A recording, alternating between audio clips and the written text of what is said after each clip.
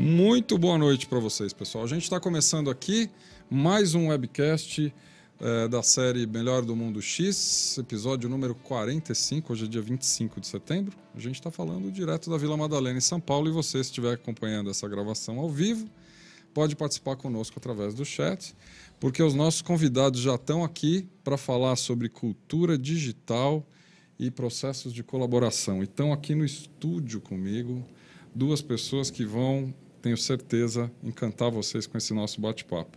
Está aqui bem do meu ladinho o Gil. Está aqui. Tudo bom, Gil? Olá, tudo Seja bem-vindo, cara. Prazer. Bom te encontrar aqui agora no estúdio da Educatis, cara. Muito legal você estar aqui. E do lado do Gil está a Rosana. Tudo bom, Rosana? Tudo bem, Maurício? Tudo bom, e você? É gostoso estar do outro lado, né? Porque você assiste o webcast na sua casa, depois você fala, eu vou lá agora, do lado de dentro. Bacana ter vocês dois aqui. E eu queria começar com uma pergunta simples para vocês. Quer dizer, acho que as pessoas conhecem vocês de uma forma geral, até porque vocês já foram palestrantes do TEDx Porto Alegre? Porto Alegre e Santos. Porto Alegre e Santos. E você, Gil? Fui do Porto Alegre, Sudeste, Curitiba e tá vindo o quarto aí já. Ó, que legal, cara, que legal.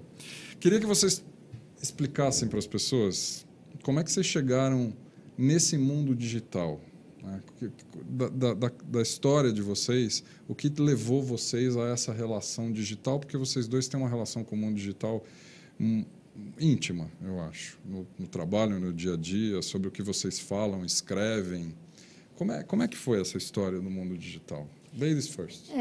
Obrigada. Foi uma sinapse muito suave, porque eu sou formada em física, então eu tinha uma formação que já, né, por si só, já me levou ao computador nos anos 70, então eu já estava direcionada tecnologicamente por causa da física, e depois que eu larguei a física, eu fui fazer comunicação. Então, a transição foi muito simples, e ela aconteceu quando um amigo meu que chegou, parecia que estava vendendo uma coisa ilegal, e disse para mim, cara, você não sabe, tem um negócio chamado videotexto da Telesp, você assina, eles botam um computador na sua casa. Videotexto. Um videotexto. E é um MSX, é um computador. E aí você vai, olha, eu vou te dar as coordenadas. Você tem que comprar um driver externo de 5 1/4 e um disquete. Tem um programa de texto chamado NGTexto. E ele foi me dando, eu anotando tudo que tinha que fazer. E eu falei, cara, eu vou ter esse negócio. Assinei, eles botavam, era uma televisão, não tinha monitor. Claro. Né? Era uma televisãozinha de 14 polegadas. À noite eu desligava para assistir televisão. E durante o dia eu tinha o computador. Eu desligava do videotexto, botava lá no driver externo e comecei a usar. E foi assim minha carreira. E quando chegou a internet, eu também já Você já estava integrado. Já tinha BBS do Mandic, aquela coisa. Então, então eu já estava trilhando esses caminhos. Então foi tranquilo. E eu nunca mais consegui. Eu acho que as pessoas não manjam o que é o videotexto. Não? Eu acho que a maioria não, porque ele passou muito rápido no Brasil, né?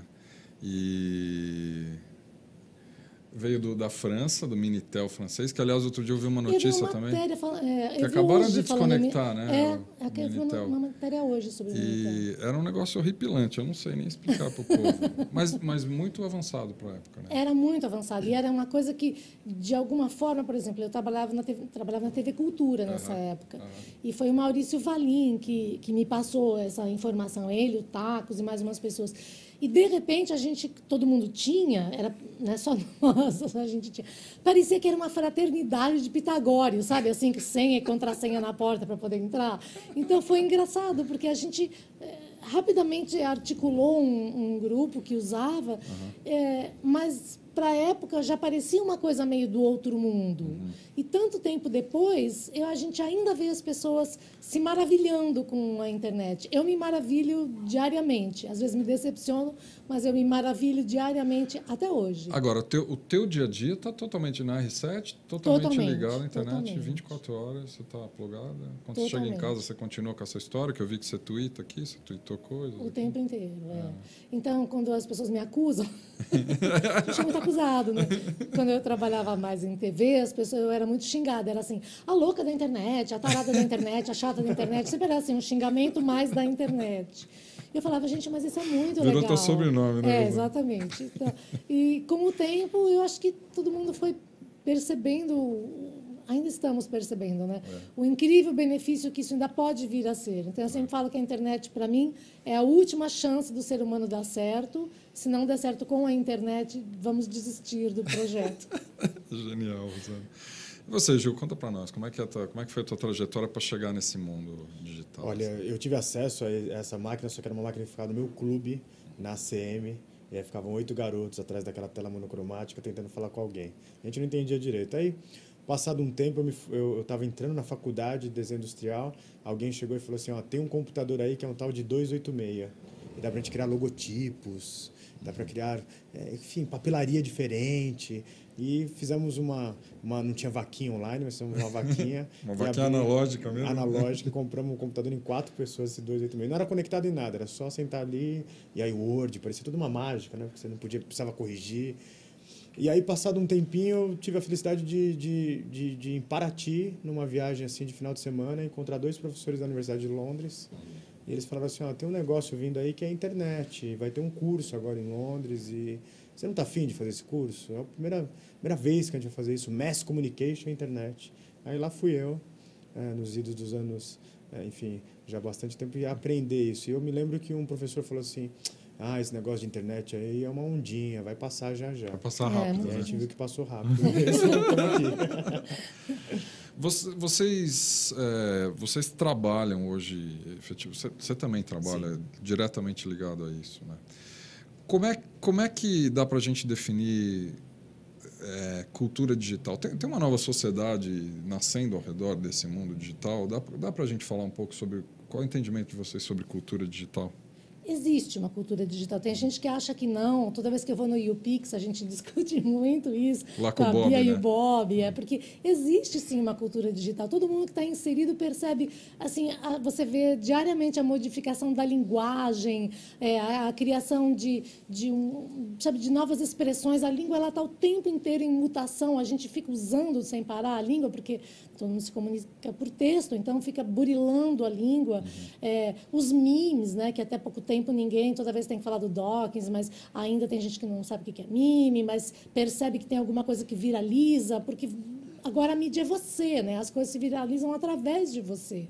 E isso é novo, porque a gente passou 60 anos de vida passiva assistindo televisão sem interferir, né? 60 anos, fora o rádio, que é muito mais. Então, é uma vida de silêncio sendo a batata do sofá, né? Respondendo boa noite sem ninguém te ouvir, e agora você está lá, mesmo que você seja xingado, você está falando com a Luana Piovani, ou com o diretor do filme que você gostou, o autor do livro que você leu, ou o Neil Gaiman. Eu não acredito quando eu vejo que eu posso seguir o Neil Gaiman, assim, para mim, uma coisa parece impossível, né, de ter acesso. Então, isso tudo realmente interfere porque essa rede humana, né, que tem atritos, que tem colaborações, tem sparks, fagulhas e tem de tudo, mas o todo dela é um organismo. É a primeira vez que eu sinto assim, que nós formamos um organismo temporário. A gente se junta, depois se desjunta e forma outro organismo. Quando você perguntar para uma criança ou um adulto qual é o maior ser vivo do mundo, ele vai falar assim, elefante, baleia. Sempre ele raciocina como um indivíduo, um elefante. Nunca o coletivo. Pois é, mas o maior organismo vivo do mundo não é uma cadeia de mushroom, como é que fala? Cogumelos. É uma cadeia de cogumelos. Tem também um coral, que é um dos maiores organismos vivos do mundo, é uma cadeia de corais. Então, os maiores organismos, eles são organismos coletivos, líquens e tal, não como um indivíduo. Então, é essa grande mudança da gente entender que a gente pode formar criaturas coletivas. Genial. O meu tema do primeiro TEDx, que foi o Sudeste, foi sobre uma nova humanidade. Eu acho que realmente está vivendo uma nova humanidade. Estamos ainda na infância dela, isso é bacana, porque está sendo empírico fazer, errar. E aí, o que é essa infância? Assim, Não tem problema, assim, eu coloco às vezes fotos das sutilezas da vida, mas por enquanto, na minha opinião, está sendo 99% sutilezas da vida. E aí vai chegar um momento que a gente vai perceber que dá para fazer nova forma de fazer política, nova cidadania, novo empreendedorismo. Se a gente pegar alguns exemplos do que está acontecendo, o Viva Favela, ou o Vozes da Comunidade, ou essa menina Isadora, que tem a coragem de ir lá e filmar uma aula que o professor... Garota do Facebook, né? A garota do Diário de Classe. Diário de Classe. É tudo muito novo. E aí a gente consegue se perguntar assim, como que vai ser nosso próximo sociedade em rede? Eu acho que a gente está nessa infância, e aí tem um conteúdo drops, tem um conteúdo muito fast food, mas já a gente vai perceber, poxa, dá para colocar sutilezas da vida, mas também dá para você, digamos, fazer coisas interessantes, empreendedorismo, discutir ciência, ter uma aula com quem você quiser no mundo inteiro, que foi, enfim, que você fez um videolog sobre isso, né, Rosana, de falar. Todas as aulas estão gratuitas. Você pode ir numa faculdade agora feita pelo Google e pela NASA, que é a Singularity University. Tudo gratuito no YouTube. Então, isso é uma nova humanidade. E aí, nessa infância, a gente está caminhando, aprendendo, ainda se comportando muitas vezes como macaquinhos peraltas, assim, né, travessos, mas vamos melhorar. Isso aqui é o Diário de Classe, né, Gil? Esse é o Diário de Classe. E a Isadora E é incrível aqui. como tem esse vai e vem, porque é tão novo, né? Ela é como se fosse uma bandeirante abrindo uma nova picada, né? No ensino, desbravando mesmo. E aí, uma hora, você vê que o comportamento é flutuante das pessoas no entorno da Isadora, né? Uma hora os alunos ficam com raiva dela, depois eles apoiam porque ela ficou famosa, daí depois a professora fica com raiva, depois ela apoia, depois querem processar ela, depois querem impedir, depois querem proibir. As pessoas não sabem... Na linguagem de internet é como lidar, né? Como lidar com isso? Como lidar com isso? Então, diariamente, a gente está em contato com coisas que são tão novas que a gente não tem referência. Você não sabe como lidar, você não sabe... Então, é um tapa na cara da sociedade, porque a gente tem um vício, todos nós temos esse vício do julgamento imediato, né? Que é quase um comportamento mental binário, né? Gosto, não gosto, você é feio, você é bonito, você é gordo, você é lindo, você é magro, você não vou, sigo, não sigo. É tudo esse raciocínio binário instantâneo de julgamento. E aí acontece uma coisa e você não sabe nem o que você mesma pensa sobre isso. Então, você tem que parar e tem que ir atrás e tem que ver o que será que eu acho. Tem gente que fica tão inseguro de o que é para eu achar, né? E aí ela pensa assim, bom, deixa eu seguir uma pessoa que eu confio, ver o que ela acha, eu vou achar também. Desafia os nossos paradigmas, né, na verdade. Eu acho que exatamente por isso, né? A gente se de repente se defronta em coisas que você nunca passou e que desafiam paradigmas. Né? Quais paradigmas que vocês acham que essa sociedade nova que está nascendo com a internet está desafiando? Eu acho que o maior de todos é esse triunfo da transparência. Da transparência, né? Eu acho que a transparência... A verdade tá sendo... começa... George Orwell, no livro 1984, falou assim, numa era de grandes mentiras, dizer a verdade é um ato revolucionário. Claro. E a Isadora, adoro ela, mas acho que ela está pecando agora porque ela ficou muito reclamona. E isso também não é legal, você tem que ter um equilíbrio. O humor é bacana, mas assim, a gente está contando as verdades, vamos contar todas. Então, hoje, se um candidato americano à presidência fala que 47% é incapaz, ele vai pagar por isso. Então, eu acho que é a era das grandes verdades, isso eu acho que é o maior paradigma. E aí, corporações, elas falam uma coisa e fazem outras. E elas vão ter que mudar isso, né? Das grandes verdades efêmeras, né? Porque elas passam com tamanha velocidade, quer dizer, existe uma volatilidade tão grande, né, em tudo. Tudo é tão importante essa semana, e na semana que vem não tem mais importância nenhuma. E para mim, um dos paradigmas que está sendo quebrado, não só esse da verdade, mas o da importância que as coisas realmente têm, né? Então, pessoas se mobilizam por uma coisa e elas não percebem, às vezes, que na semana posterior isso não vai ter nenhuma importância. Então, é como se fosse assim, a entropia chegando ao máximo e depois começa outra vez e outra vez entropicamente bagunça tudo e se desfaz. Então, é sempre esse movimento de que você tem uma coisa que escapa, que volatiliza e vai embora e você abre de novo a poção e aquilo vai embora.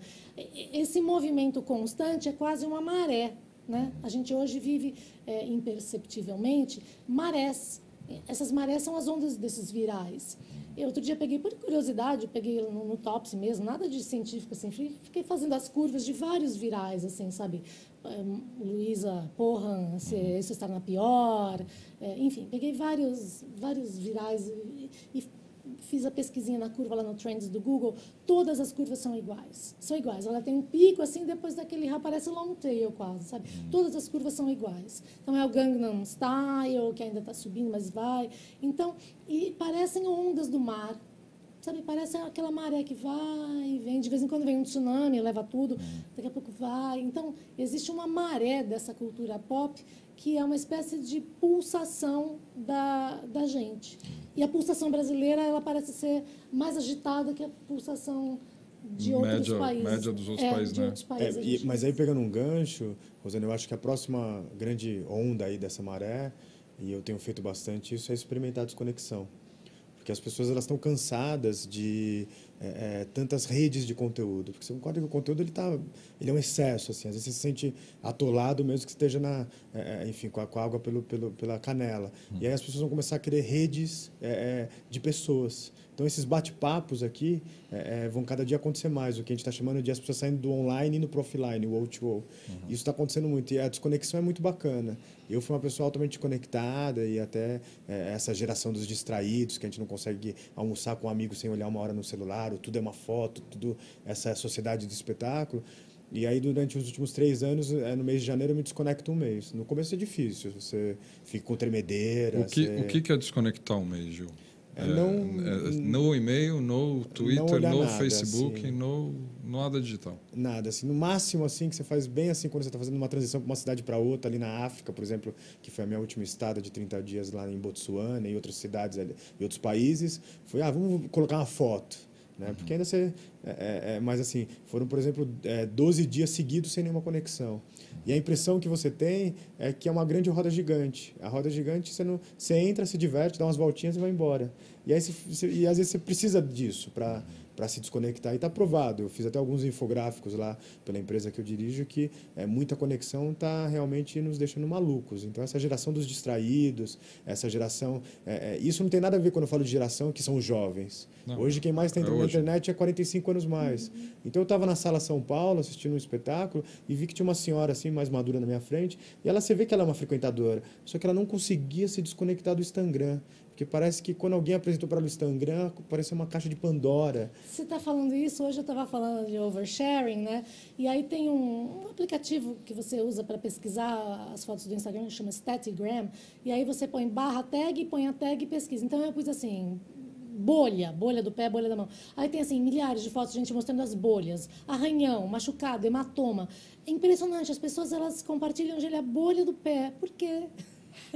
Por quê? Sabe assim? Too much information. É demais. Eu falei, talvez o próximo aplicativo que vai ser sucesso na App Store vai ser assim, alguma coisa que aciona a sua câmera frontal automaticamente, fotografa você e publica 24 horas por dia, um quadro por minuto, direto. BBB sabe? Pessoal. Exatamente. É um aplicativo que fica te publicando sem parar. Ou você tem aquele peixe das profundezas abissais, que tem aquela lanterninha, sabe? Você põe uma câmera assim para você e ele fica, aquele peixe fica lá publicando. E eu também acho que a gente vai começar a ficar cheio desse oversharing, desse excesso. Por enquanto, se eu fosse fazer... Eu gosto muito de fazer analogia de cena, assim, para a cabeça. Eu hoje vejo a internet no Brasil que nem uma... Sabe festa junina? Quando está dançando e fala assim, a ponte caiu, vai todo mundo para lá. E a ponte voltou, aí volta todo mundo para a ponte. Olha a chuva, alguém grita, a chuva. Parece uma quermesse, sabe? Que um joga um comando e fica... Todo mundo o dia inteiro, assim, dançando A influência do Facebook explicitou esse processo? Ou vocês acham que antes já acontecia eu tão acho que intensamente? Começa ali aqui no Brasil com os encontros em vida real do Mandi, que aí passou pelo Orkut, e a gente já tinha esse processo de colaboração. Nós somos muito colaborativos, né? Aqui no Brasil, você conhece alguém, já fala assim, passa lá em casa, aí já vira um amigo mesmo. Lá fora é mais difícil você fazer amigos de verdade. Quem morou fora sabe disso. Então, eu acho que a gente tem essa cultura da colaboração. Somos amigos de todo mundo, somos íntimos de todo mundo. Eu sigo a cantora e ela é minha amiga. E aí essa colaboração... Só que o Facebook, na minha opinião, eu sei que eles vão inovar e vão falar e estão falando, mas ele já começa a cansar um pouco. E aí vai acabar esse mundo social? Não, as pessoas... Já tem uma rede que eu estou usando lá fora que é fantástica, que chama Banjo. B-A-N... Aí você faz um check-in assim, no lugar e ele fala assim, quem são os seus amigos, 16 amigos mais próximos num raio de 800 metros. Então, se ele for um amigo muito legal, você vai lá e toma um café com ele. Se for muito chato, você desvia a rua, se estiver chato. Então, isso é muito bacana, esse Banjo, assim, essa coisa de levar as pessoas para a rua. É, né? ban.go? É isso aqui? Isso. E eu vejo as pessoas assim se divertindo com essa geolocalização. Tem um outro que ele é Just Made Love. Aí as pessoas, em vez de discutir a relação, elas vão lá e falam assim, como que foi a experiência delas de fazer amor. Né? E contam para todo mundo. Então, Andy Warhol estava certo, né? 15 segundos de fama total. 15 segundos de amor. Em vez de discutir a relação, vamos discutir... É uns danadinhos, né? Eu não sou uma pessoa muito de Facebook, porque você está falando de verdade. Eu acho que o Facebook é o lado hipócrita da vida social, sabe? Que é aquela coisa, você bota uma foto, você tá gorda, fala, ai, amiga, tá magra, tá gata. Mentira, não tô, sabe? Então, as pessoas ficam uma sustentando as mentiras da outra. Tá linda, arrasou, vai lá, sabe? Assim, então, tem uma para mim, eu falo assim, então você tá seguindo as pessoas erradas. Não, porque eu vejo muito acontecer com muita gente. Existe uma... Sabe a hipocrisia como cola social? Né? Essas verdades que você fala na frente, mas e tem um mundo paralelo das mensagens privadas que você fala, nossa, ela tá horrorosa, mas eu falei que ela estava linda, porque sabe como é, né? Se eu falar, ela vai brigar comigo. Então, sabe? Então, é que nem no Twitter, tem o mundo das DMs, o universo paralelo das DMs e o mundo em aberto. Né? Então, se a gente prestar atenção nisso, dá para ter um aprendizado muito bacana sobre cada um e os outros. Né? Essa troca instantânea de é que nem uma conexão, né? Você fecha um circuito, abre outro, fecha privado, público, você fica, parece um relé, né? Trocando. Então, se você prestar atenção nisso, você vê que é incrível como a gente consegue operar, né? Assim, em duas instâncias o tempo inteiro. Às vezes a pessoa confunde o relé e publica DM na timeline. Acontece muito isso também, né? Mas você percebe nitidamente que a conversa em público é feita para ter aplausos da plateia. Né? Então, você percebe que é diferente o jeito que você se comporta. Se você olhar... Eu cuido da temperatura de grandes marcas na rede. Né? Então, assim, tem uma companhia aérea, uma grande companhia de carro... E aí eu fico vendo assim, eu falo assim, nossa, mas aquela pessoa é tão doce, né? Mas quando vai falar da marca, assim, ela xinga. Arrebenta, e a queda da Bastilha, vamos cortar suas cabeças. Aí você fala, poxa, mas ela 5 tweets atrás, ela era tão gentil, né? E de repente ela virou... Então a gente vive esse conceito do médico e do monstro, né? Eu sou bonzinho para a plateia, mas também se for para falar mal de alguém ou de alguma marca, vamos falar mal e vamos ser o mais... Então isso também é um conceito dessa infância de que a gente fala assim, dá para ser mais generoso com tudo. Porque ninguém chega numa concessionária de um carro xingando todo mundo. Alguns chegam, mas é uma grande minoria, né? Mas ao vivo é diferente. Eu vejo tanta gente que xinga todo mundo em texto. Quando chega perto da pessoa, ai, amiga, ai, sabe, desculpa, vamos ficar de bem. Ao vivo é muito difícil você chegar brigando com alguém. É muito difícil, porque você tem... Na hora que você fecha o circuito do olhar, alterou. É igual, um dia eu vi o Maluf, eu falei assim, se um dia eu ver o Maluf pessoalmente, eu vou falar poucas e boas para ele. Não vai mesmo. Aí eu vi ele no aeroporto, ele veio me cumprimentar, eu falei, mano, Paulo... Pediu um autógrafo. Você ficou... Gaguejei, assim, falei, o que eu falo para ele? Eu falei, tudo bem, bom dia.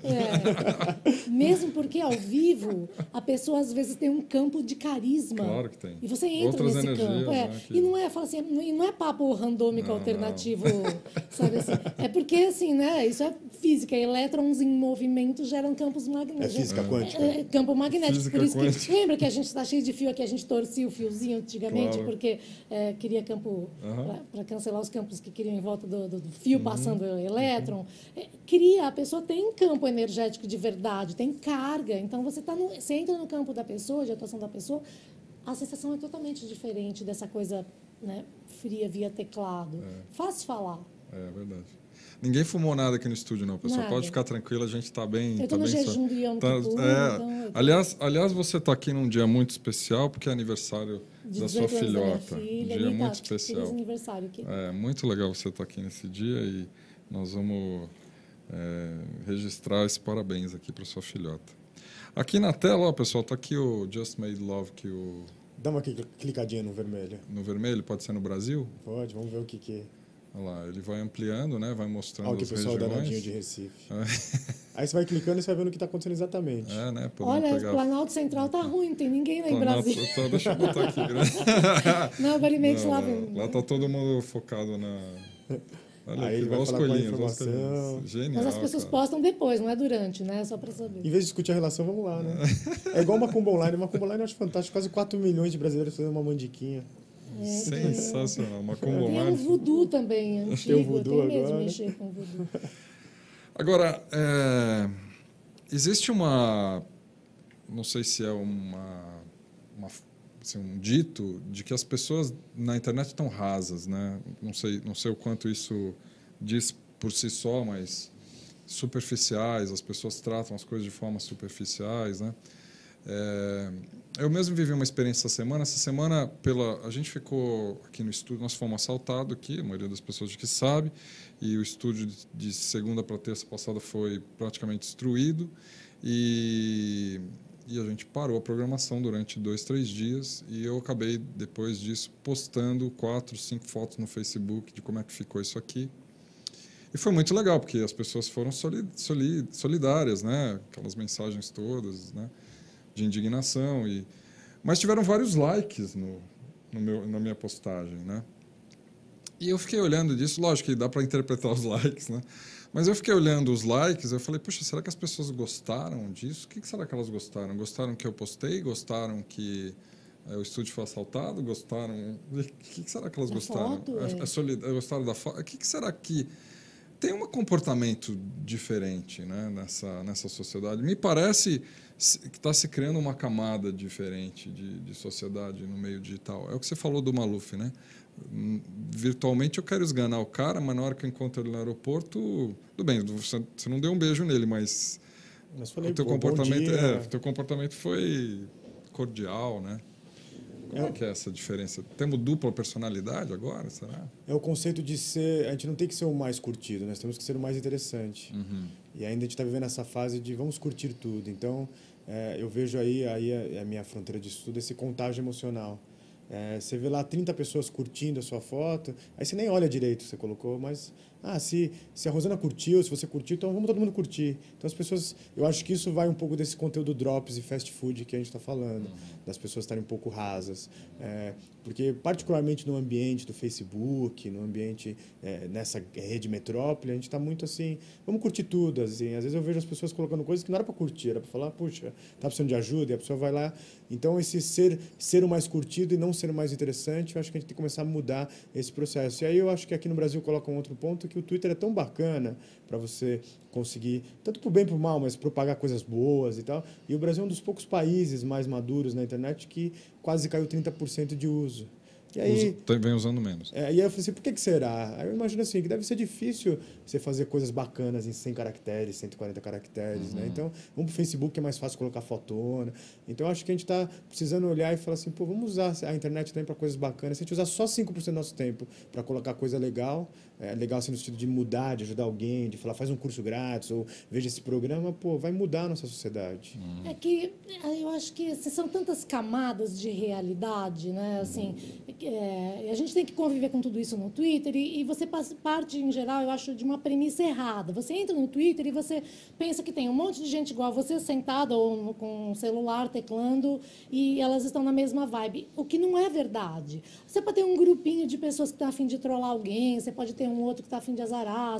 Então, você acaba convivendo com tantas camadas diferentes de intenções e desejos e realidade, que é um choque quando você percebe que você está se relacionando com uma coisa que você nem sabe exatamente se é o que é, entende? Se aquela pessoa existe, se é um fake, se são 3 pessoas que estão se revezando. A gente não sabe muito bem, às vezes, com quem você está conversando. E, então, é um meio que eu amo, eu adoro o Twitter, mas eu gosto quando ele flui entre iguais, sabe? Assim, entre pessoas que você sabe que são outras pessoas que estão conversando. Mas isso nem sempre é verdade. O Twitter, ele parece aquele bar do Star Wars, sabe? Tem criaturas de todas as galáxias, tem fake, tem personagem, tem gente que finge que tem dupla personalidade, tem gente dialogando consigo mesma, tem pessoas que têm exército de robô e mandam os robôs irem atrás de você. A visão que a gente tem do Twitter não é a realidade, né? A pessoa na casa de pijama, de moletom, conversando com você. E eu acho que isso assusta muita gente, quando você toma aquele primeiro contato, aquele primeiro tapa, que você está discutindo uma ideia, em 3 tweets depois já é briga entre as pessoas, né? Socialmente existe uma dificuldade geral de discutir ideias ou temas. E sim, as pessoas gostam de brigar com pessoas. Eu também tenho feito uma contagem simples, assim, caiu muito o número de links que se passa no Twitter. Antigamente as pessoas trocavam muito link, muita informação com link. Tem gente que tem Twitter, assim, tem 100 mil tweets, nunca passou um link. É só falando, xingando e assim, não tá lá para passar nada, nem compartilhar nada, sabe? Tá só para se expor. Então, mas aí o que acontece é que você, Rosane, eu acho que você usa assim, eu adoro o seu Twitter, você usa de uma forma mais democrática, você entra em umas bolas divididas, mas a maioria das pessoas, elas estão falando assim, unfollow é a serventia da casa. Então, se eu não gosto de você, eu te dou unfollow.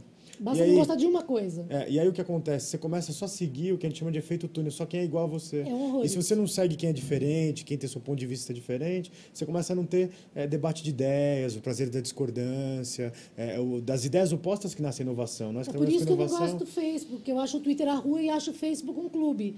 Um clube onde a pessoa se clona, ela só segue todo mundo que ela já conhece, que tem uma relação com ela, a história dela, a família dela, amigo dela, coleguinha de classe dela. É eu, meu, é muito anal, né? Eu, meu piniquinho e meu cocô, sabe? Assim, é muito fase anal de criança.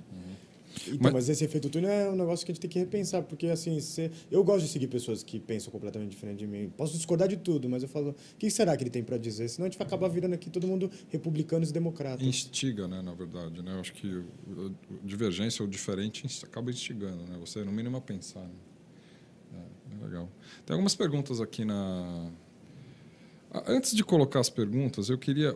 Um pouquinho antes da gente começar o programa, eu bati um papo com o Sérgio Souto. O Sérgio é um organizador de TEDx em Belo Horizonte, é o TEDx de Cidade Jardim, e ele traz para cá toda semana uma novidade. Ele trouxe umas coisas bem legais essa semana e eu queria tocar para vocês aqui. Vamos ver se eu consigo tocar aqui. Vamos ver se eu acho que sim. Vamos lá. Olha, eu estou aqui com o Alfredo hoje para falar do TEDx Talk da semana. E Alfredo, tudo bom, cara? Mas não é esse. E aí, galera, tudo ótimo? Não é esse. Oi. Não é esse. Isso aqui são as inovações de Mas é uma entrevista? Não, o Sérgio, na verdade, eu ia colocar a pergunta dele, o comentário dele, porque ele tem uma pergunta aqui para vocês que eu quero falar. Ele botou aqui no chat agora. Ele perguntou o seguinte para vocês. Perguntou para você, Rosana, e a gente pode estender essa pergunta para o Gil. E o Facebook para as empresas? O que vocês acham? Porque outro dia eu vi que as empresas estão falando sozinhas no Twitter. Não é verdade que elas estão... Não acho que elas estão falando sozinhas. Tem que saber usar. Por exemplo, todo mundo cita o exemplo, mas é que é muito legal. O Ponto Frio, né? Ela é uma loja, ela quer vender. Mas ela leva o jeito de vender tão numa boa que hoje, quando todo mundo estava brincando, falando do Protógenes lá, que ele foi assistir o filme TED, levou o filho de 11 anos e ficou revoltado, que ia proibir o filme no Brasil, mas o filme é para 16 anos, e ele que não se informou sobre o filme, na verdade. Já tinha um tweet muito sutil do pinguim do Ponto Frio, vendendo ursinhos, tinha um link para quem quisesse comprar urso de pelúcia, quer dizer, um senso de oportunidade que é muito querido, é muito sacado, sabe? Então, eu acho que a diferença é que o Twitter é um ambiente onde você realmente tem que se adequar ao meio. Então, as empresas não têm, eu não sei como é que é a palavra, qual seria, não tem anfibilidade, sabe? Elas não são anfíbias. Você tem que mudar da terra para o mar rapidão. Assim, você tem que sair do seu meio e entrar no Twitter e saber transitar, sabe? É triatlon, gente, sabe? Você vai lá, desce da bicicleta, sai nadando, sai correndo, sobe na bike molhado. Você tem que ter essa agilidade para poder fazer. E eu acho que as corporações, talvez muito grandes, ainda não tenham esse exercício de flexibilidade de mudança. E, às vezes, uma loja com alguém pilotando mais legal consegue fazer essa transição rapidamente. Eu até queria pedir ajuda para alguém que estiver aí. Eu estou tentando construir uns modelos de ligação química para tentar explicar algumas ligações de compartilhamento. Porque é verdade, por exemplo, você pega uma ligação iônica, sabe assim, que um tem 7 elétrons na última camada, falta um assim para ele ficar estável, e o outro só tem um. Aí ele vai lá e se junta, você fala, mas não é justo. Mas não é isso, um entra com o outro, entra com o outro. Mas eles ficam estáveis os dois, então para a molécula é bacana, né? E às vezes é uma ligação covalente, você vai lá e compartilha um par, o parzinho é meio meu, meio seu. Mas esses modelos de... Gente, o que são as ligações da natureza? Claro. São as ligações que realmente formam tudo que existe, né? Então, eu acho que a gente também tem que ter essa visão de como é que a gente compartilha, como é que a gente se liga. Né? Tem esses tipos de ligação, tem uns que são assim, é mais benefício do outro, mas tudo bem, eu sigo e adoro Ivete Sangalo. Eu acho que ela é Ivete Sangalo e eu sou só fã da Ivete, mas eu me ligo com ela, vou lá e dou meu eletronzinho para a última camada dela e me sinto feliz, que eu sou um átomo estável ligado com a Ivete Sangalo, entendeu? E às vezes não, tem gente que eu acho que eu quero compartilhar de um jeito mais covalente, de igual para igual. E eu acho que as empresas não estão, talvez, assim, ainda dispostas ou elas tenham... São navios, né? O navio é difícil de manobrar. A gente não elas talvez não enxerguem isso também. Ou não enxerguem, né? Eu hoje, a empresa que eu dirijo, cuida das fanpages da BMW, do Mini Cooper Brasil, a Itemtam, Protege, Tribunal de Justiça. E, na verdade, assim, todo mundo lá entende muito essa mídia social, só que a gente tem que ter muita reunião digamos, de pauta para falar o que está fazendo. Então, às vezes, falta aquele momento do humor, aquele momento de oportunidade, que eu acho que num ponto frio, alguém que está lá fala assim, você pode fazer, faz aí, inova. E, às vezes, quando você está falando de grandes marcas, assim, um Tribunal de Justiça, por exemplo, adoro atender eles, mas, assim, isso às vezes passa por reunião com desembargadores, com pessoas, enfim, tudo ali é pensado no que vai acontecer. Então, eu acho que como ainda a gente está... o grande público, quando vê alguma falha da marca, ou de uma pessoa que é famosa ali, já crucifica, as marcas elas estão ficando um pouco assim com o pé atrás. Não vamos inovar muito, vamos só colocar um link, Isso está acontecendo. Eu vejo que muitas marcas, eu trabalho com mais de 40 lá, e cuidando do Facebook, etc., estão com medo. Falam, a gente não tem medo porque a gente vai virar o próximo... meme, vão virar... Cadê os trolls, entendeu? Mas não pode ter medo. Eu acho que a palavra, para mim, é controle. Né? As marcas querem ter controle sobre as coisas. E a internet é total discontrol. Tem alguns controles, mas... essa é a questão de todos os dias. Eu, quando não consigo sair do Twitter, estou com a bolsa e não consigo sair porque eu estou lá tweetando. Enfim, eu pergunto para mim, escuta, quem está no controle? Sou eu ou é o Twitter? Se for o Twitter, eu estou errada. Sou eu que tenho que estar no controle. Né? A gente hoje se deixa controlar pelas coisas. A pessoa te faz uma pergunta, você acha que você tem que responder. Ela tem direito de perguntar, você não tem obrigação de responder. O Twitter não é uma correspondência bionívoca. Você não é obrigado a responder tudo que escrevem para você. É um fluxo. Né? O conceito de fluxo é totalmente diferente.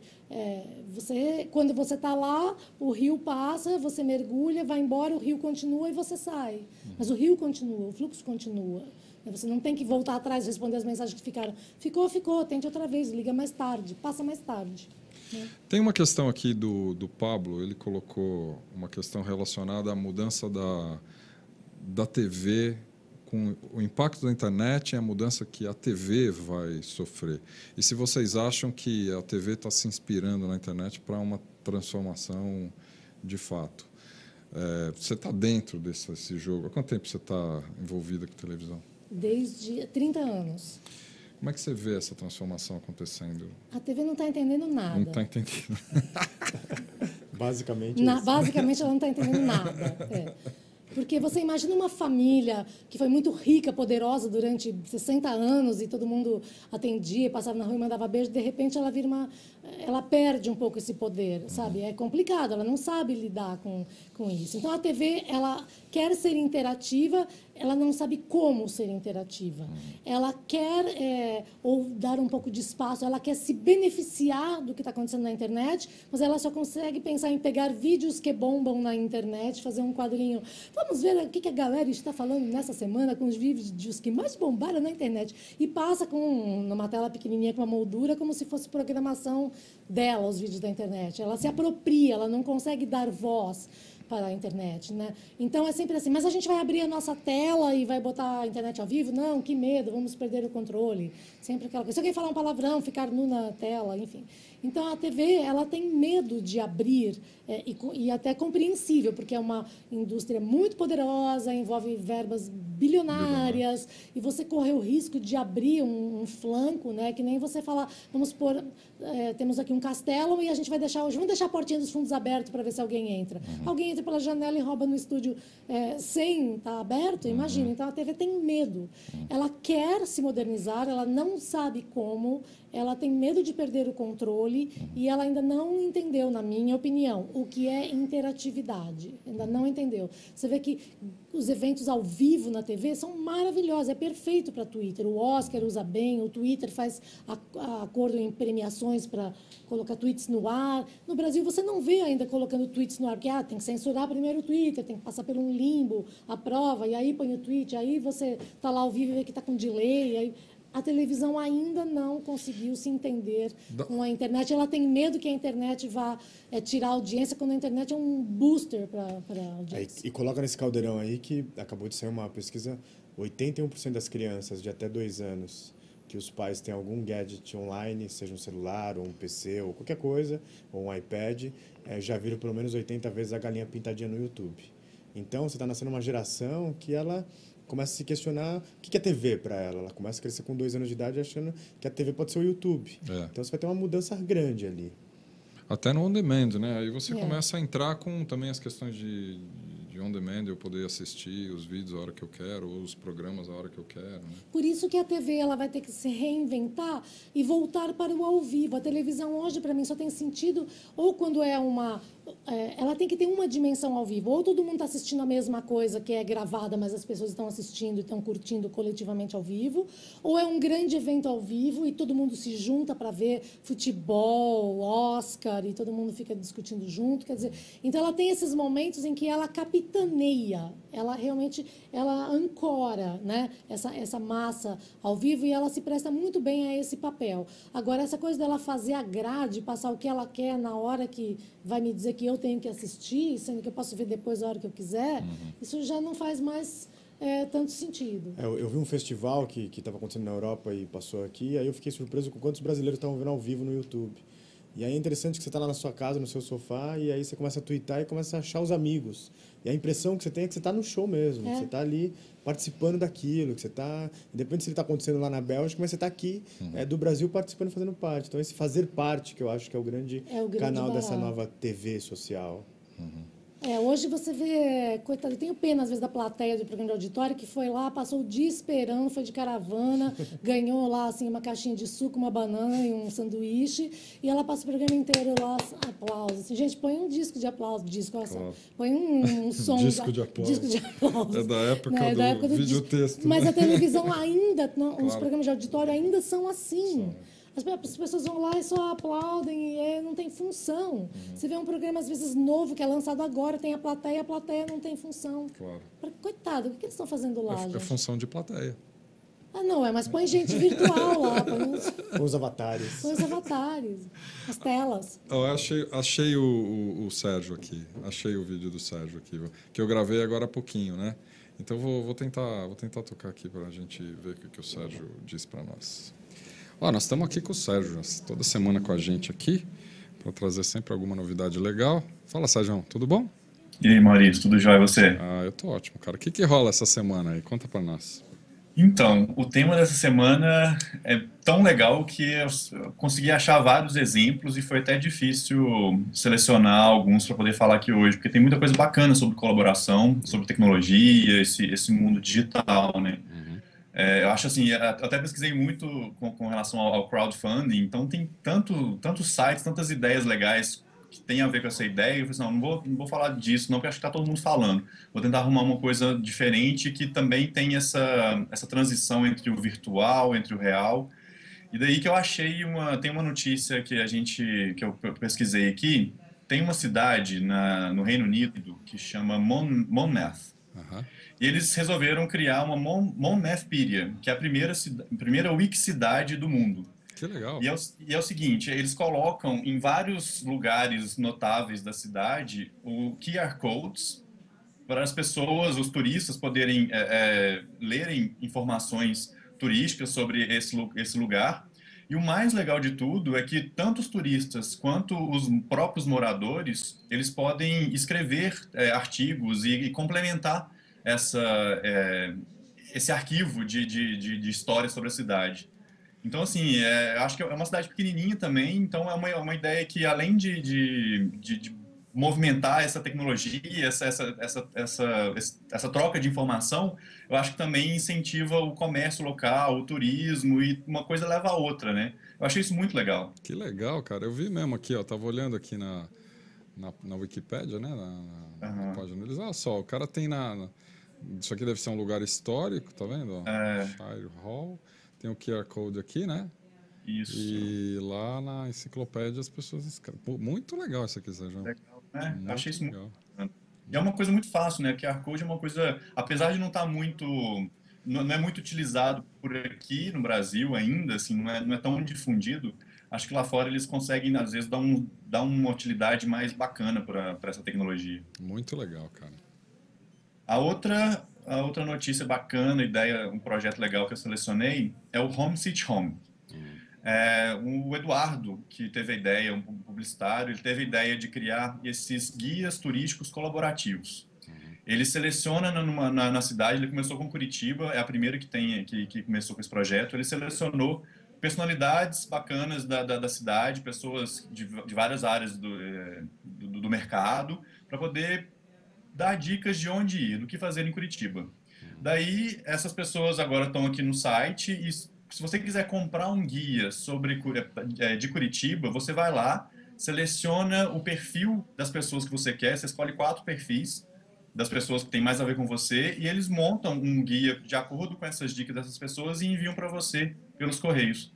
Eu acho isso incrível, assim, porque une tão bem o off e o online, porque você pode ir ali como se fosse um mercado, você escolhe as pessoas que você quer e depois você recebe em casa o guia impresso, todo lindo, assim, eu tenho um exemplar de Curitiba, é bem legal. Achei uma ideia, assim, incrível, para fugir dos roteirões convencionais, né? É legal, e ainda você tem um negócio impresso, né? Esse jogo do digital com o analógico é muito bacana, né, cara? Você acaba... Eu acho que quando as pessoas conseguem fazer esse casamento perfeito, assim, entre uma coisa online e offline, acho que é uma ideia que merece ser divulgada mesmo, porque fica muito bacana. Muito legal, Sérgio. Muito boa, muito bom.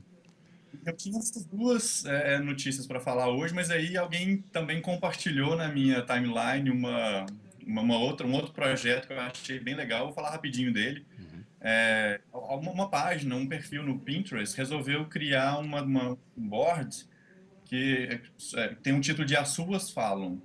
E é para as pessoas mandarem fotos de frases que elas acham nas cidades, nos muros, e que dizem alguma coisa.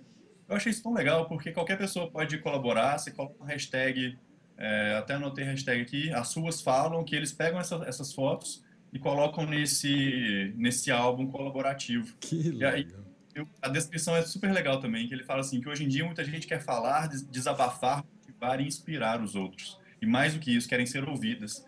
E a tecnologia, essa colaboração, esses meios tecnológicos e digitais estão possibilitando a gente a poder falar, a poder contribuir com outras pessoas, né? Achei muito legal. Muito legal mesmo, Sérgio. Boas dicas, cara. Então tá no Pinterest. As Ruas Falam. Muito bom, cara. Semana que vem tem mais, né? Certeza. A gente tá aí. Beleza, garoto. Obrigado, viu? Você, um abraço. Abração, Sérgio.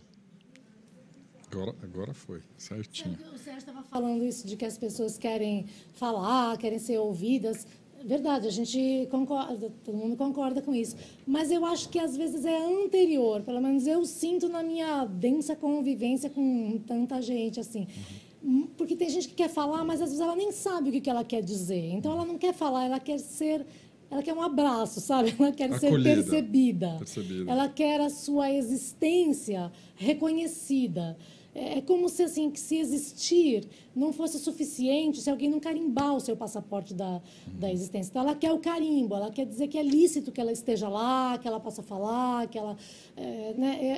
tem uma carência, uma insegurança muito grande, que a gente percebe que você precisa do outro para validar o seu ticket no planeta.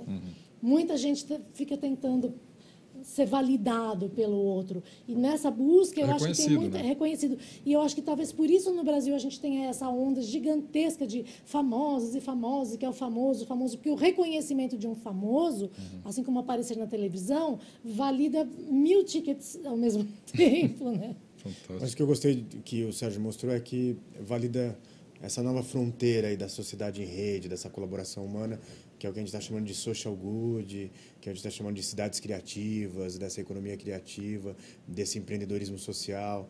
Então, tem muita coisa acontecendo nesse conceito de social good, por exemplo, Teto para o Meu País, ou um pessoal aqui de São Paulo que foi no Catarse e falou assim, vamos fazer uma festa no Minhocão, vamos arrecadar R$8 mil, e assim, eu morei muito tempo ali no centro de São Paulo, o Minhocão era um lugar sempre de domingo que você evita à noite, então vamos fazer uma festa junina lá no domingo, e todo mundo se confraternizar.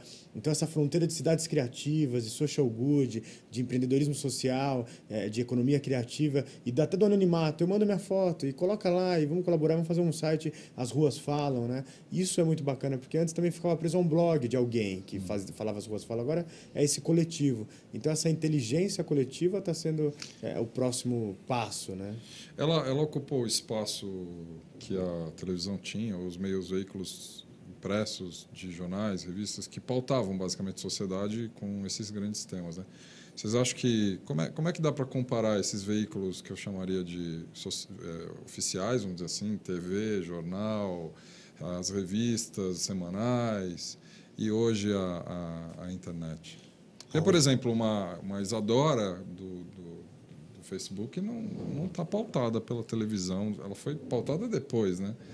Mas ela surgiu, né? Ou estou enganado? Ou teve uma... Não, então, ela surgiu, mas eu acho que ainda existe esse modelo de que alguém está encabeçando a coisa, ou o projeto. Eu não sei se isso é do ser humano ou se é um vício, se é um template que a gente assumiu há muito tempo e não consegue mudar. Porque mesmo quando você faz uma coisa comunitária, acaba acontecendo que chega uma hora que você tem que chamar alguém famoso, um modelo da televisão, alguém para ser embaixador, garota propaganda daquela causa, sabe?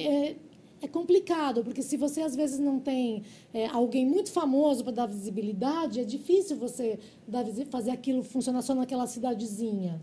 Né? No Brasil, a gente tem esse hábito de ter sempre alguém famoso que tem que endossar aquilo para validar também aquele negócio. E eu acho que o bacana é a gente realmente experimentar esse organismo coletivo existindo por si só. Eu tenho uma amiga que também fez física, a Lena, e ela agora mora numa cidadezinha americana que tem 820 moradores, é muito pequena. Só que as pessoas lá, por exemplo, usam as redes, e ela usa as redes pouco, mas em vez de ser para bisbilhotar a vida do outro, que todo mundo se conhece, é uma coisa muito provinciana, então eles fazem assim, uma área rural, eles falam, então agora é época de abóbora, então vamos nos cotizar, eu vou lá, eu compro a abóbora mais barata no atacado, e a mulherada se junta e a gente divide. Então, eles estão fazendo compras coletivas de produtos agrícolas. Que legal. Né? Isso é muito legal. Então, vamos comprar leite, a gente compra leite para a semana inteira, eu vou lá, compro leite, e a gente se encontra, e elas se encontram fisicamente e dividem a compra, né, da feira. Então, isso eu acho incrível, porque assim, está acontecendo, não precisa chamar ninguém famoso para capitanear o projeto, e as pessoas sozinhas, elas estão se resolvendo. Isso eu acho a coisa mais moderna, sabe? Você realmente usar a autonomia que a rede te dá, usar essa inteligência coletiva sem ter que passar sempre por essa validação da grande mídia. Quer dizer, não deu na TV, não existe. Não saiu no jornal, não é pauta. É assim. Eu acho que tem que colocar nesse caldeirão um artigo que a Bia Granja do YouPix fez sobre o que é mainstream. Acho que primeiro esse questionamento, e não vou dar resposta aqui, porque eu acho que estar aqui com vocês hoje é o mainstream. Você vai ver quantas pessoas estão assistindo, etc. Mas eu acho que Léo Jaime estava certo na década de 80, quando ele disse que as melhores notícias não estavam saindo no Jornal das 8. E aí eu acho que as pessoas começam a cansar, porque Às vezes eu vejo algum jornal assim que antes era trazendo notícias boas e tal, agora parece que não tem ideias que merecem ser espalhadas, né? Parece que todo mundo está pegando aquilo lá e está torcendo e sempre é pior, e é um que decepou a cabeça da namorada, o outro que isso, e aí eu acho que às vezes você começa a frequentar esses lugares onde as ruas falam, ou até, e fala assim, o que está acontecendo ali desse social good que não está saindo na grande tela, né? E aí eu acho que o outro ponto é a gente se questionar e falar assim, e eu ser o meu curador de conteúdo, então eu vou lá na Rosana porque eu gosto de ver sobre isso, quero ver essa dualidade entre o mundo químico e físico e as redes sociais, esse pensamento, então eu começo a eleger algumas pessoas, mas eu estou certo que fui estudar um monte de revolução nos últimos 2000 anos, sempre teve alguma que tinha um grande líder. E essa daqui não consegue, não é a Lady Gaga, não é o Neymar, tá todo mundo liderando isso. Isso é muito bacana. Né? Os protagonistas são múltiplos. Não é o Protógenes, não é o Ted, o Ursinho. É verdade. Os protagonistas estão espalhados, né? O Pablo, ainda voltando na discussão sobre o futuro da televisão, ele faz uma colocação interessante aqui, ó. Mas os novos aparelhos de TV já vêm com tecnologia de acesso à internet. Vocês acham que pode existir futuramente canais exclusivos na internet voltados para a TV? Outro dia eu parei na minha televisão, tem uma dessas TVs, dessas smart da vida, nunca tinha usado a TV, a não ser como TV, né? E comecei a navegar na TV. De fato, ela tem vários conteúdos que podem chegar à TV que não são conteúdos de TV, são conteúdos que vêm por IP. E, inclusive, de canais que não estão na TV aberta ou na TV a cabo, né? O que começa a invadir um pouco um espaço de TV com conteúdos que não são teoricamente originários de TV. A TV é só um suporte, A né? TV é só o que está estampado na sua parede físico, ali, né? Não é mais aquela programação. Claro, tu não fala assim, mas ainda vai demorar no Brasil. Sim, as coisas demoram, mas uma hora, como disse meu amigo Beto Feres, um dia o dia chega. Sempre um dia, Olha, mas o dia acaba chegando. Eu estava vendo o crescimento da Netflix aqui no Brasil e é um crescimento significativo, é incrível. Assistimos todo dia. Até porque tem conteúdos do TED lá. O mais legal é ver a Rosana falando assim, a gente assiste todo dia. Então. A gente fica achando que ela fica assistindo assim, a TV dela. Assim. Não, mas eu acho que essa questão de... o YouTube acabou de montar um estúdio fantástico em Londres, né? Então ele está falando assim, vem, você tem um conteúdo bacana, interessante, traz para cá. Vem pra cá, né? Isso vai mudar a forma como a gente consome. Porque antes era digamos, como a gente falou, eram 3 famílias que colocavam tudo que a gente consumia aqui. Agora são todas as famílias, né? Que podem. A internet já entendeu que não precisa da plateia só para bater pau. Porque a televisão... Eu juro, eu não entendo como é que em 2012 pode estrear um programa que tem uma plateia sem função. E não é um, são vários programas em diferentes emissoras, se você pensar. Que tem a plateia lá que não faz nada, que não apita, não fala. Ainda tem uns que vão lá e perguntam e alguma coisa, mas que não tem função. Imagina você fazer um programa de auditório no YouTube. Para quê? Para bater palma, entendeu? Assim, então, eu acho que... as pessoas estão aprendendo, estão inventando coisas, vlogs e programas no YouTube, a partir da experiência de assistir. Elas assistem e vão reproduzindo e vão inventando, vão descobrindo sem querer, sem usar esse modelo da televisão, né, de reproduzir. Algumas até tentam reproduzir e se comportam de uma maneira não natural, porque a televisão ela tem uma falta de naturalidade que é louca. Imagina a gente estar aqui agora, a gente está aqui, estamos num streaming, né? Não é um mainstream, é um stream. É one stream, né? Imagina a gente começar agora um comportamento de televisão tipo assim, olá, eu queria muito agradecer, Maurício, é um prazer inenarrável estar aqui ao lado de uma pessoa incrível, como, por exemplo, Gil Giardelli. Gil, gostaria que você falasse, trace um paralelo entre... Por que as pessoas não falam direito na televisão? Claro. Por que fica essa coisa de esse fingimento? Porque não é nem o ator representando uma história, não é ficção e nem é a realidade natural. É um limbo entre a naturalidade ficcionada e representada. As pessoas acabaram de se ver no camarim e falar assim, tem uma surpresa para você. O que você vai... Olha, veja lá o que você vai aprontar comigo, hein? Tipo, eu não sei, sabe? Eu chego... Rosana flagra Gil Giardelli tomando água. Tipo, ele está aqui, ele sabe que tem câmera. Então, esse tratamento dessa coisa farsesca, eu acho que isso deveria acabar. Então, voltou na transparência. Porque até você vê alguns apresentadores que antes eram todo... Agora, vamos deixar o programa mais... Aí você olha, assim, não é nada mais descontraído. Você vê que tem todo um script, tá ali enfim, todo o que ele está falando. Então, eu acho que está faltando a gente improvisar mais, né? E a internet tem esse improviso, essa cultura do remix, essa cultura expandida, essa cultura de remixar de quem é quem. Isso é fantástico. Nesse aspecto, o Faustão sempre foi inovador, porque ele mostra o câmera, conversa com câmera, ele revela os bastidores, ele vai lá atrás, mostra os cabos, né? É como desde a época do Perdidos na Noite, desde né? a época do Perdidos na Noite no rádio, era exatamente.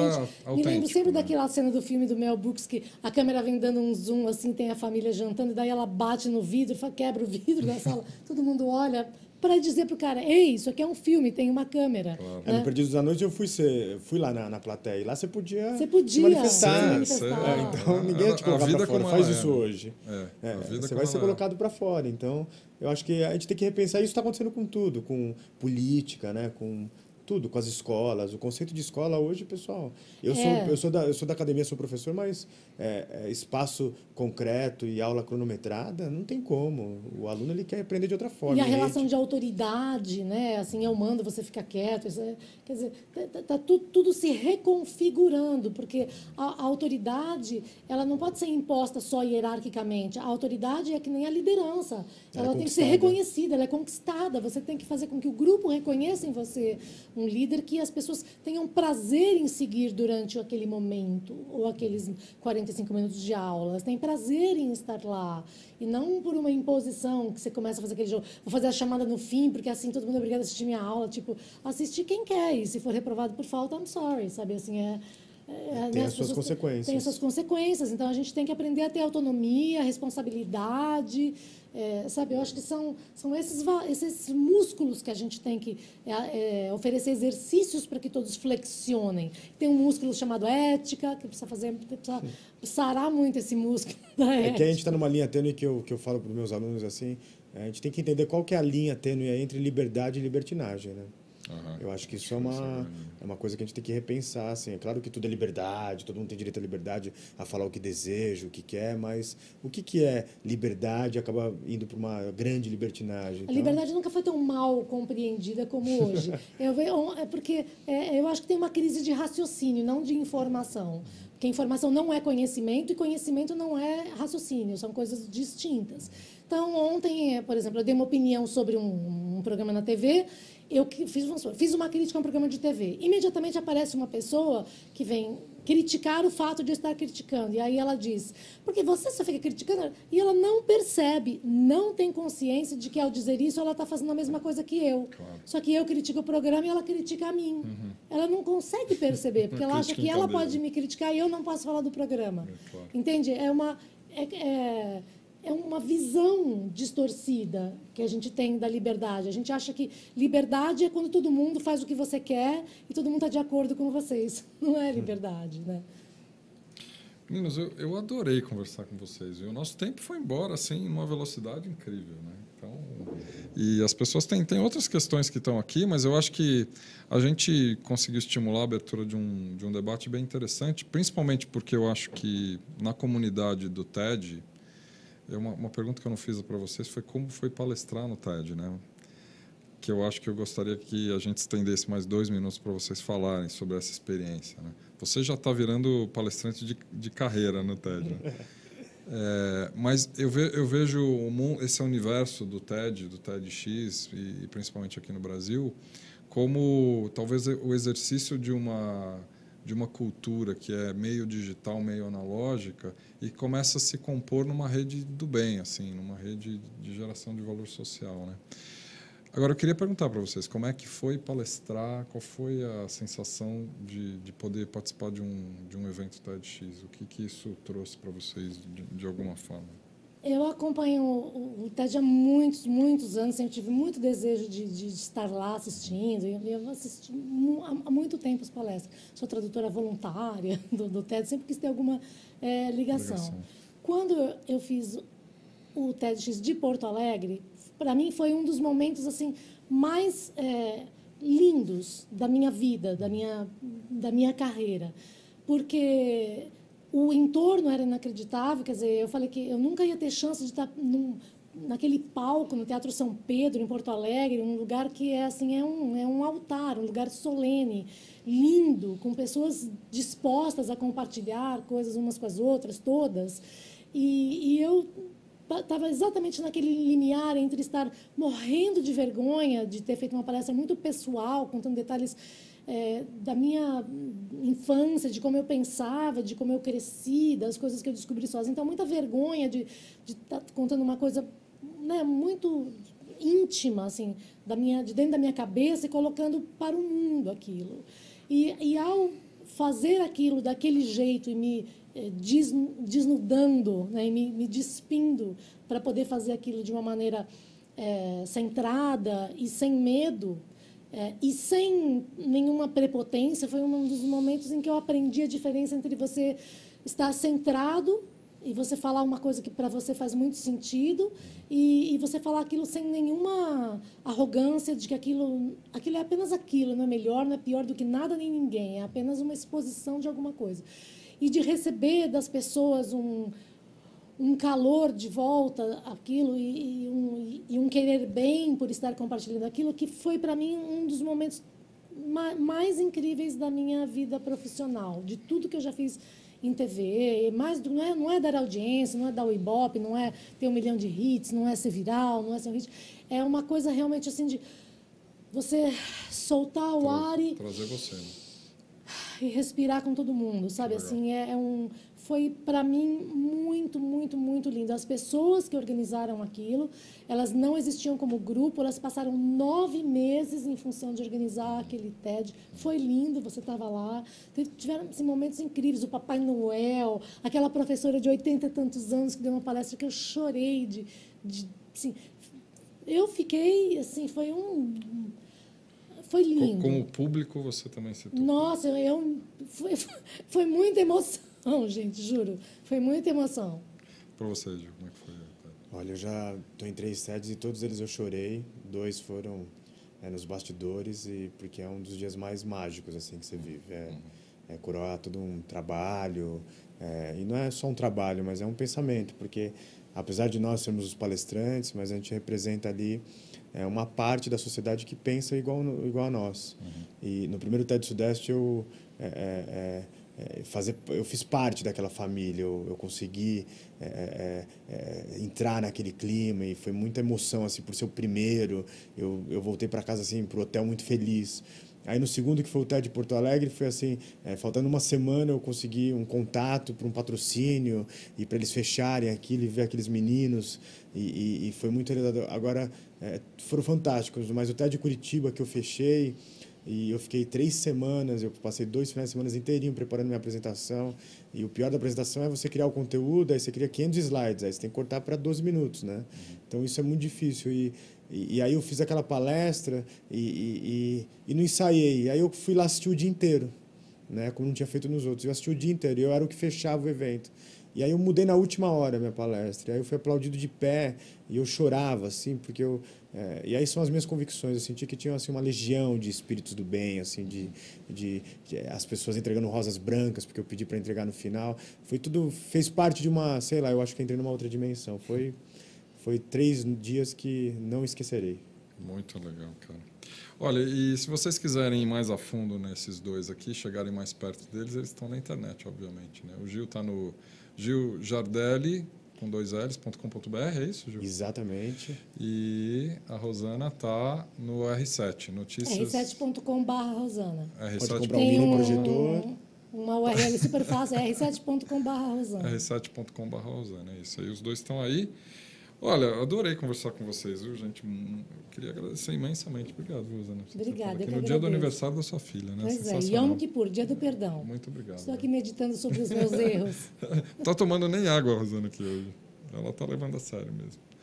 Gil, obrigado, cara. Muita luz para todos, é um prazer. Super legal ter vocês aqui. E vocês que participaram conosco hoje aqui, muito obrigado. A gente semana que vem está de volta, com tudo funcionando aqui, às vezes mais ou menos, mas até semana que vem vai estar tudo calibradinho. Obrigado, pessoal. Um grande abraço para todos.